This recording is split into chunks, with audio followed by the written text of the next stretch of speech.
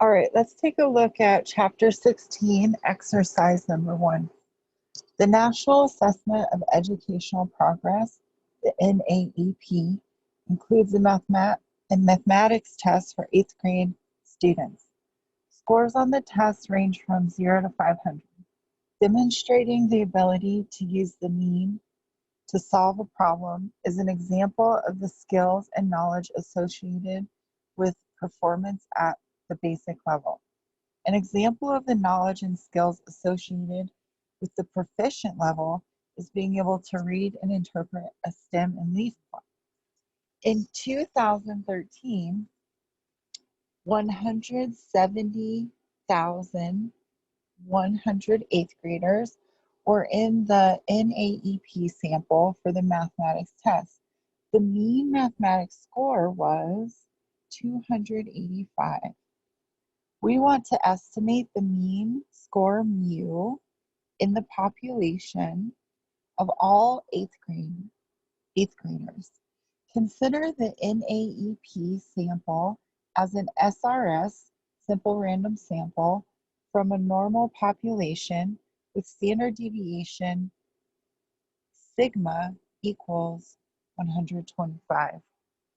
We're going to take these values, n equals 170,100 eighth graders. X bar will equal 285 because this is the sample mean. We're going to estimate the population mean, mu, using the standard deviation from this sample here. So step one, Step one, as the example tells us, if we take many samples, the sample mean X bar varies from sample to sample according to the normal distribution, with mean equal to the unknown mean score mu in the population. What is the standard deviation of the sampling distribution? The standard deviation, if you recall, is this sigma divided by root n. Sigma divided by root n.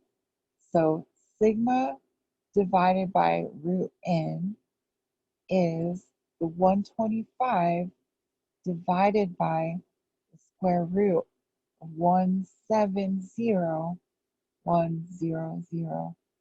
And that equals 0.30308. And we're going to give the answer to the 4 decimal places. So our answer is 0.3031.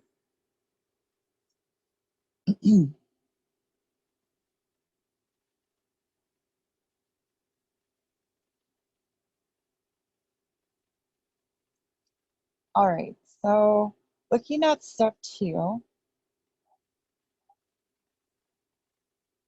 according to the 95 part of the 68, 95, 99.5 rule, 99.7 rule, 95% of all values of X bar fall within blank on either side of the unknown mean mu.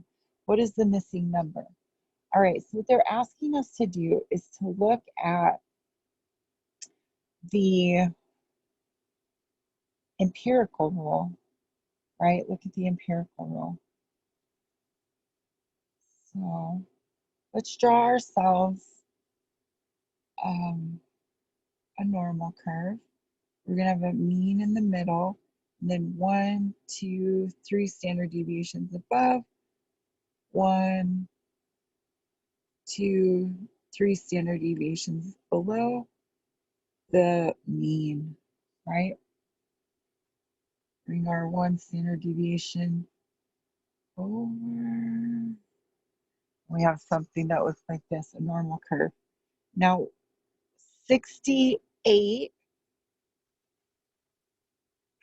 of the population is between -1 standard deviation and 1 standard deviation below and above the mean, right? And then the 95 indicates 2 standard deviations below and above the mean, right? So that shaded area is what we're looking at in terms of standard deviation.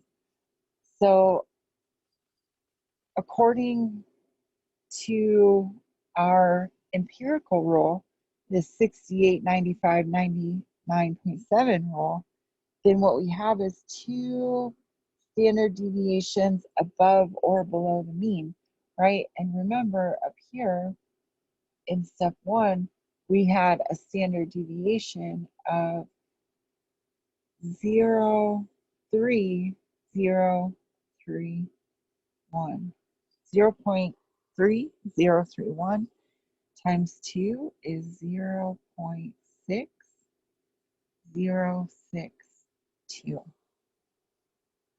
And then what we're going to do to finish this off is we will find the values then of the range in which this mu is lying here. Okay, so let's look at number 3. And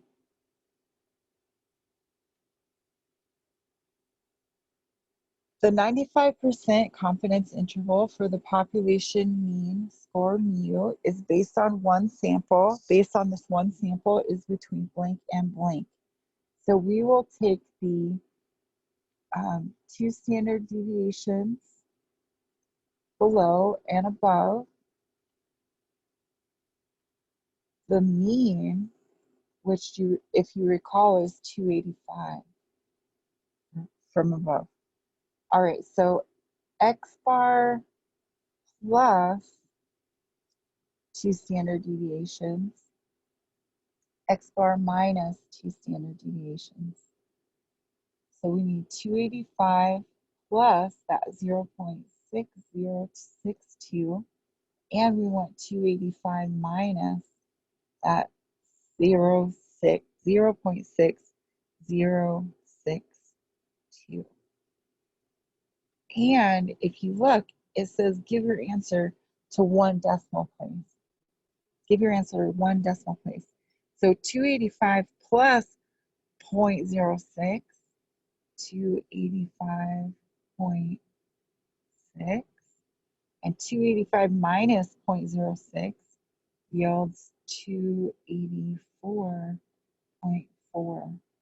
So we know that our mu, our population mean, based on this one sample, is somewhere between 284.4 and 285.6. And we're 95% confident that we've captured the true mean of the population between these 2 values.